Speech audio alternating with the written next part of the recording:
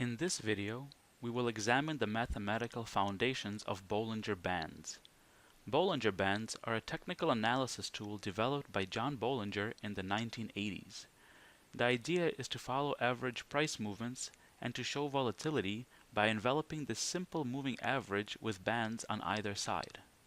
The theory is that price tends to mostly stay within the bands, so when price approaches the lower band, this signals a bullish price reversal, and vice versa. Let's take a look at the mathematical reasoning behind this indicator. The Bollinger Bands are going to use the simple moving average and a moving standard deviation.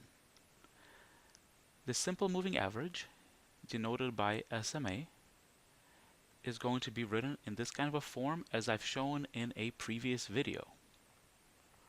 It's 1 over k times the summation of I from n minus k plus 1 up through n of x of I for n greater than or equal to k, so a moving average. And the standard deviation in general is usually denoted by a sigma of x is going to be the square root of 1 over k times the summation from I to k of x of I minus this notation right here indicates the mean of x, of all the values in x, this quantity squared, and again the square root of this entire thing.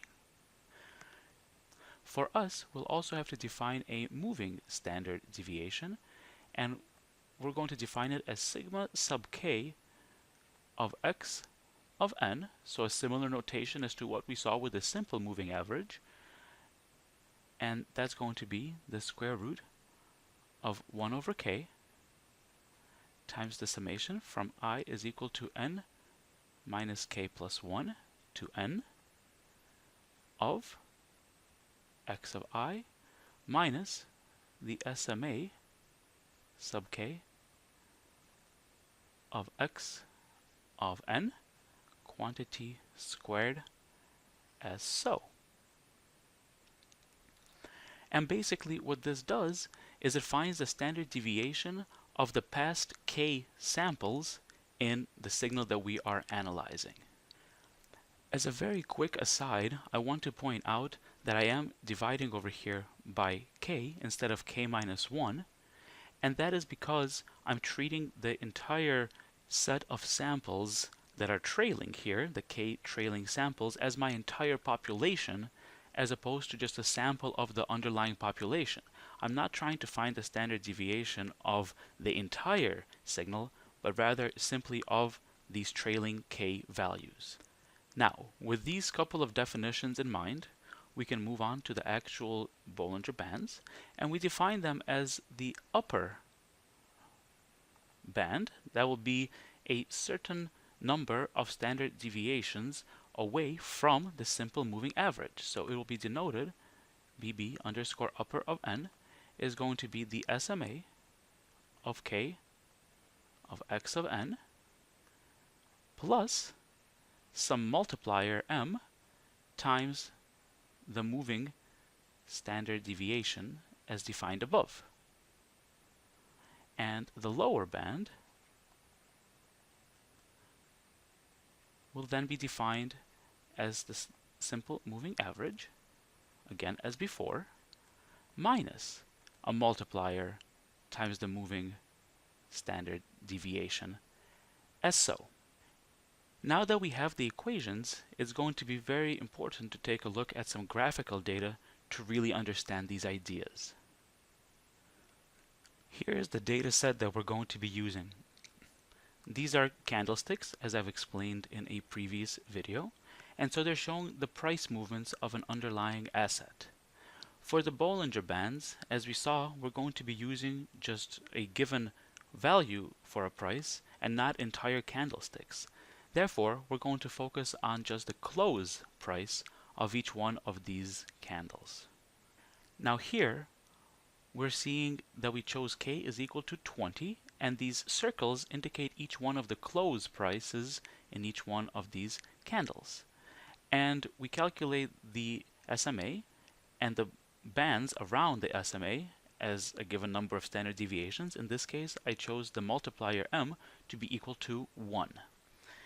And so if I plot the next value over here and the window moves over, I then plot the mean, the simple moving average, as this plus in between, and the bands, it's a little bit hard to see at first, are around them. Let me advance a few samples and you'll start to see the bands emerging a bit more clearly. And notice again, I've got this moving average and I'm calculating the standard deviation for those blue circles, and that's what's getting plotted around the simple moving average. Just like that. And there we have it. These are the Bollinger Bands with these black lines around the simple moving average right here.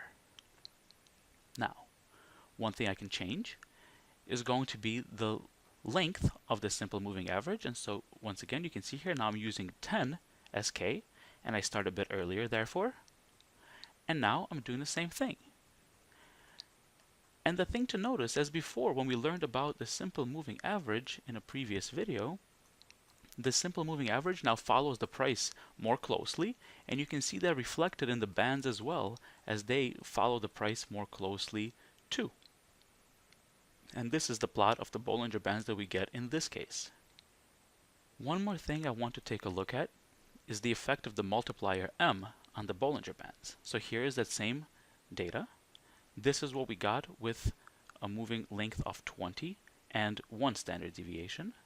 Now let's see what happens if we use 2 for the multiplier m. The bands are more spread out, and 3, that's these last bands on the outside right here, and that's with a multiplier of 3. So you can see that really all the multiplier does is move these bands farther away from the actual signal. So overall, we have seen how Bollinger Bands are calculated and what they look like for a given set of data while varying the parameters. In the next video, we will see what the bands look like for a real data set and how they can be interpreted for trading.